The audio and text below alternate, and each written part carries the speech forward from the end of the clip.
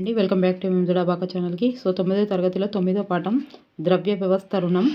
So first time ఎవరైతే చూస్తున్నారో వాళ్ళు తప్పకుండా ఫస్ట్ టైం చూస్తున్నారని చెప్తున్నాను. ఎందుకంటే ఇది 6th నుంచి 6th 7th 8th 9th ఈ లెసన్ 10th అయితే టోటల్గా అయిపోయింది. మళ్ళీ ఒక్కొక్క లెసన్కి ఇలా 50 60 70 100 క్వశ్చన్స్తో లెసన్ టు లెసన్ ఒక్కొక్క వీడియో ఉంది. ఇప్పుడు ఒక్కొక్క వీడియో ఉంది మన ఛానల్లో, అలా సెర్చ్ చేసి చూసుకోండి. ఫస్ట్ టైం ఎవరైతే చూస్తున్నారో తప్పకుండా సబ్స్క్రైబ్ చేయండి. అండ్ ఎక్కడ కూడా ఇట్లా లెసన్ పాయింట్ టు పాయింట్ చెప్పి అండ్ ప్రాక్టీస్ వైజ్గా లేవని కామెంట్స్ రాస్తున్నారు. ప్లీజ్ వాళ్ళందరికీ నా మనస్ఫూర్తిగా ధన్యవాదాలండి. అండ్ తెలుగు వచ్చేసి 3rd క్లాస్ నుంచి 10th క్లాస్ వరకు అయిపోయింది. గ్రామర్ పార్ట్ కూడా అయిపోయింది, ఇంకా కొన్ని చేయవలసి ఉంది. సో అవన్నీ ఇలాగే ప్రాక్టీస్ బిట్స్ లాగా ఉన్నాయి. మీరు ఒక్కసారి దయచేసి చూడండి, నచ్చితే లైక్ చేయండి. ఓకే.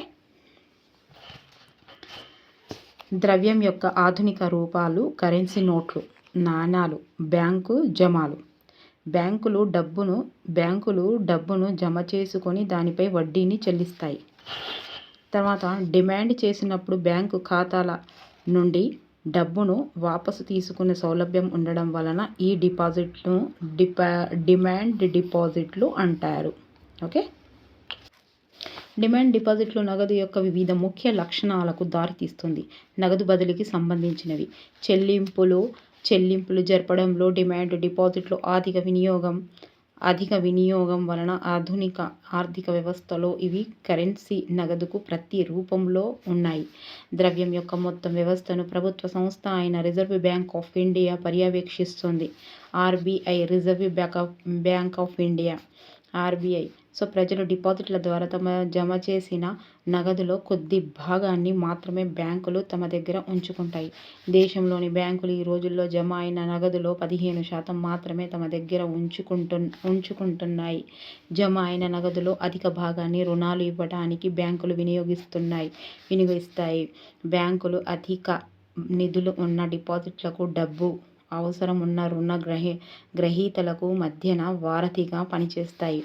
బ్యాంకులు డిపాజిట్లపై ఇచ్చే వడ్డీ కన్నా అధికమైన వడ్డీని రుణాలపై వసూలు చేస్తాయి. రుణాలపై వసూలు చేసే వడ్డీని, డిపాజిట్లపై ఇచ్చే వడ్డీని భేదంగా ఉన్న నగదే బ్యాంకులకు ప్రధాన ఆదాయ వనరుగా ఉంటుంది.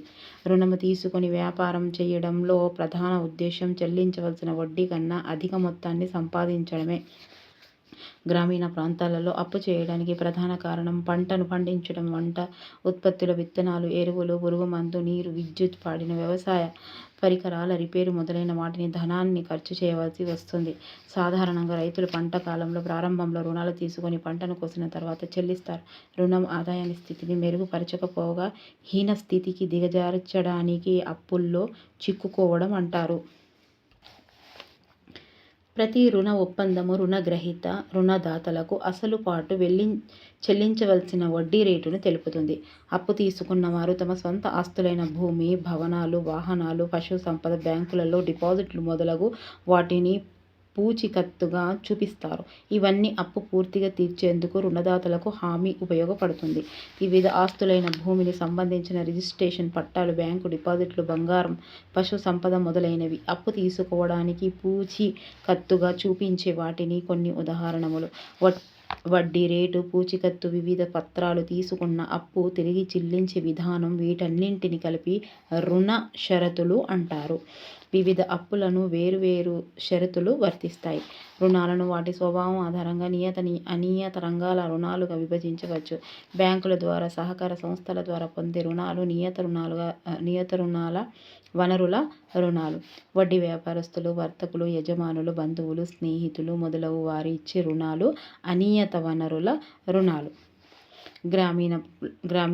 గ్రామీణులు పొందే ప్రతి 100 రూపాయల రుణంలో 25 రూపాయలు వాణిజ్య బ్యాంకు నుండి వస్తాయి. బ్యాంకులు తర్వాత గ్రామీణులకు అతి తక్కువ వడ్డీతో రుణాలు ఇచ్చేవి సహకార సంస్థలు ప్రజలకు రుణాలను ఇస్తున్నాయి. రైతు సహకార సంస్థలు, చేనేత పనివారి సహకార సంస్థలు మొదలైన వివిధ రకాల సహకార సంస్థలు ప్రజలకు రుణాలిస్తాయి. భారతదేశంలో అనియత రుణ వనరులలో వడ్డీ వ్యాపారులు ప్రముఖ భాగంగా ఉన్నారు. 2003లో వివిధ రుణ వనరుల ద్వారా గ్రామీణ కుటుంబాలకు అందుతున్న రుణాలు వాణిజ్య బ్యాంకులు 25%, సహకార బ్యాంకు సంస్థలు 27%, వడ్డీ వ్యాపారులు 30%, వర్తకులు 3%, బంధువులు స్నేహితులు 7%, భూస్వాములు 1%, ఇతరులు 7%. గ్రామీణ ప్రాంతంలోని ప్రజలకు అధిక సదుపాయాలు మెరుగుపరచడానికి రిజర్వ్ బ్యాంకులు చర్యలు తీసుకుంటోంది. గ్రామీణ ప్రాంతాల్లో వారి శాఖల ద్వారా కానీ ప్రతినిధుల ద్వారా కానీ తమ కార్యకలాపాలను నిర్వహిస్తాయి. బిజినెస్ కరెస్పాండెంట్స్ బ్యాంకులచే అనుమతించబడిన ప్రతినిధులు. వీరు తమ వద్ద గల మైక్రో ఏటీఎం టెర్మినల్ ద్వారా ప్రాథమిక బ్యాంకింగ్ సేవలను ప్రజలకు అందిస్తారు. ఈ ప్రతినిధులు సుదూర ప్రాంతాలలో ఉన్న గ్రామీణ ప్రజలను బ్యాంకు ఖాతాలు తెరిచి బ్యాంకు అందించే పొదుపు రుణ సౌకర్యాలు పొందేలా ప్రోత్సహిస్తారు. ఖాతాలు తెరవడానికి బయోమెట్రిక్ స్మార్ట్ కార్డు గుంపుకు విధానాలు ఉపయోగించబడతాయి. ఆధార్ నంబరు ఆధారంగా చెల్లింపు విధానాలు.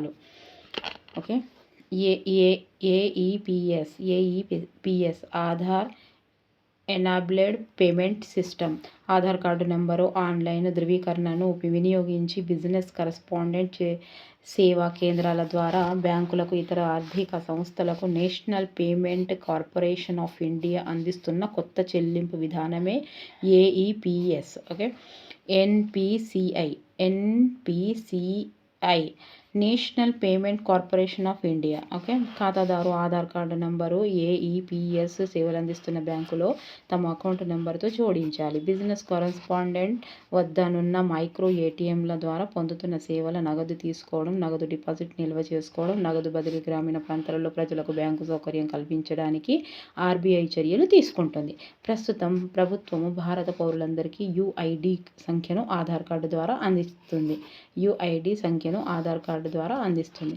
ఈ మధ్యలో రిజర్వ్ బ్యాంకుతో పాటు జాతీయ వ్యవసాయ గ్రామీణ అభివృద్ధి బ్యాంకు నాబార్డు కూడా గ్రామీణులకు ఇచ్చే నియత రుణాలను పర్యవేక్షిస్తుంది. ఇది చాలాసార్లు వచ్చిందండి టెట్లో. UID unique identification number. Okay, NABARD national bank of agriculture and rural development. Okay, 2011 సంవత్సరంలో భారతదేశంలో రైతుల సంఖ్య 14 కోట్లు. వీరిలో కేవలం 5.3 కోట్ల మంది రైతులకే రుణ ఖాతాలు ఉన్నాయి. సో 5.3కే 2011లో దేశంలో 2/3 వంతు రైతులకు రుణ ఖాతాలు లేవు. 9 కోట్ల మంది రైతులు వడ్డీ వ్యాపారులు, వర్తకులపై అనియత రుణాలపై ఆధారపడుతున్నారు. అనియత రంగంలో రుణ కార్యకలాపాలను, వడ్డీ వ్యాపారాలను నియంత్రించే సంస్థ లేదు. నియత రుణ సంస్థలు ప్రభుత్వం, ఆర్బీఐ రూపొందించిన నియమ నిబంధనలకు అనుగుణంగా పనిచేస్తూ తమ ఖాతాదారులచే కూడా నిబంధనలను పాటింపజేస్తారు. అనియత వడ్డీ వ్యాపారులు ఎటువంటి ప్రభుత్వ నిబంధనలను పాటించకుండా తమ స్వంత పద్ధతులను పాటిస్తారు.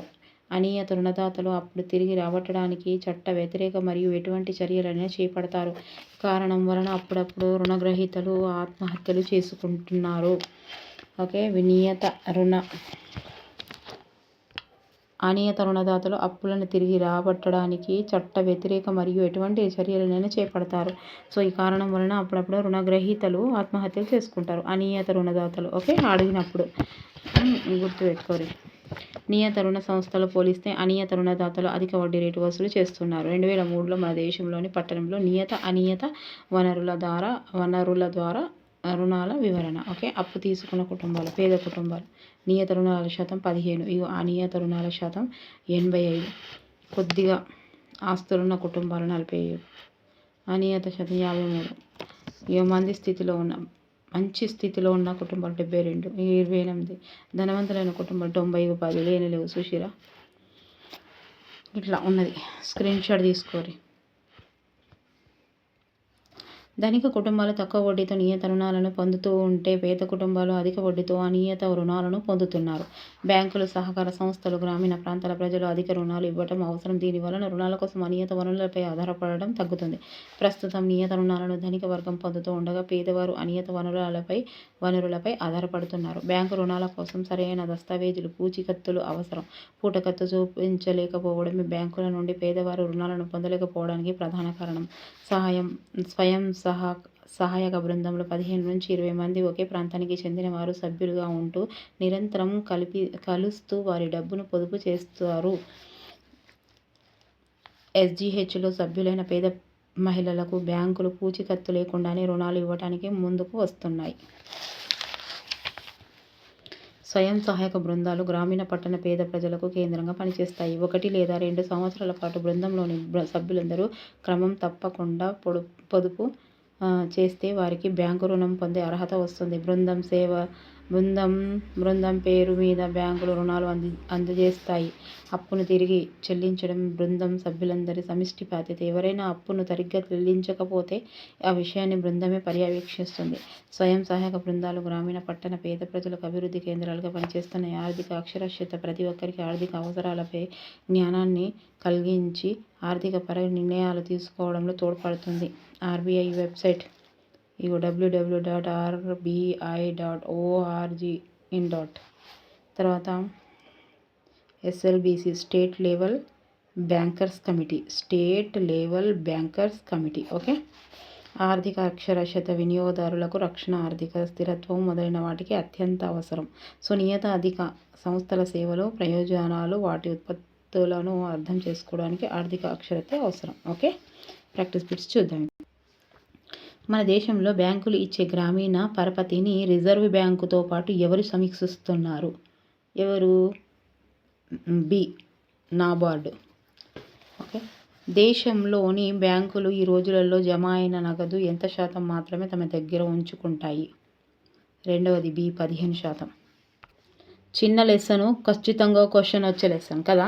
ఒక చిన్న లెసన్ నుంచి ఒక క్వశ్చన్ వస్తుందంటే అదే మంచి అనిపిస్తుంది. పెద్ద క్వశ్చన్లకి వెళ్ళి 2 వచ్చినా చిన్న దాంట్లోకి వెళ్ళి 1 వస్తుందంటే తొందరగా మంచిగా 1 అసలు ఒడగొట్టుకోవద్దు చిన్న లెసన్స్ నుంచి. నియత వనరుల రుణమును గుర్తించండి. మూడవది డి. బ్యాంకు ఇచ్చే రుణం. ప్రస్తుతం ప్రభుత్వం భారత పౌరులందరికీ UID సంఖ్యను ఏ కార్డు ద్వారా అందజేస్తుంది? ఆధార్ కార్డు ద్వారా. గ్రామాలకు ఇచ్చే నియత రుణాలను పర్యవేక్షించేది ఏది? ఐదవది డి. బి మరియు సి. ఓకే. నాబార్డు, ఆర్బీఐ. 2011 సంవత్సరంలో ఎన్నో వంతు మంది రైతులకు రుణ ఖాతాలు లేవు? బి. 2/3 వంతు. స్వయం సహాయక బృందంలో సుమారు ఎంతమంది సభ్యులు ఉంటారు? బి. 15 నుంచి 20. డబ్బు యొక్క ఆధునిక రూపం? డి. పైవన్నీ. కరెన్సీ నోట్లు, నాణ్యాలు, బ్యాంకు జమాలు, పైవన్నీ. అనియత వనరుల రుణం కానీ దానిని గుర్తించండి. సి. సహకార సంస్థ ఇచ్చే రుణం.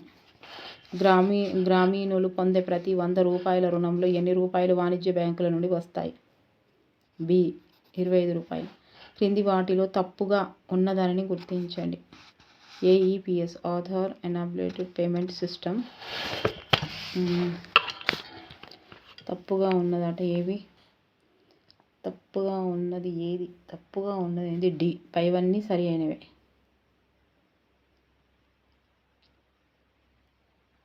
పదకొండవదా? UID unique identification number. NABARD national bank for agriculture and rural development. Okay. ఇవన్నీ కరెక్టే. ఆన్సర్ వచ్చేసి భారతదేశంలో ద్రవ్య వ్యవస్థను పర్యవేక్షించేది ఏది? 12వది C. Reserve bank of India. 2011 సంవత్సరంలో మన దేశంలో సుమారు ఎంతమంది రైతులు కలరు? 13వది బి. 14 కోట్ల మంది. 2011 సంవత్సరంలో మన దేశంలో ఎంత మంది రైతులకు రుణ ఖాతాలు ఉన్నాయి? 2011 లెక్కల 14వది సి. 5.3 కోట్ల మంది. 2011 సంవత్సరంలో ఎన్ని కోట్ల మంది రైతులు, వడ్డీ వ్యాపారులు, వర్తకపై అనియత రుణాలపై ఆధారపడి ఉన్నారు? సి. 9 కోట్ల మంది. ఆధార్ ఎనేబుల్డ్ పేమెంట్ సిస్టమ్కి సంబంధించి సరికాని దానిని గుర్తించండి. సరికానిదట. సరి అయినది ఏంటిదో చూద్దాం మరి. సరికానిదంటే 16వది డి. సరికానిది ఇది కాదు. ఇది అన్నీ అంటే గ్రామాలకు బ్యాంకు సేవలు అందించుటకు పథకం ప్రారంభించారు. ఖాతా తెరిచేటప్పుడు బయోమెట్రిక్ స్మార్ట్ కార్డు గుర్తింపు విధానాలు ఉపయోగించారు. ఖాతా UID నెంబర్తో అనుసంధానించాలి.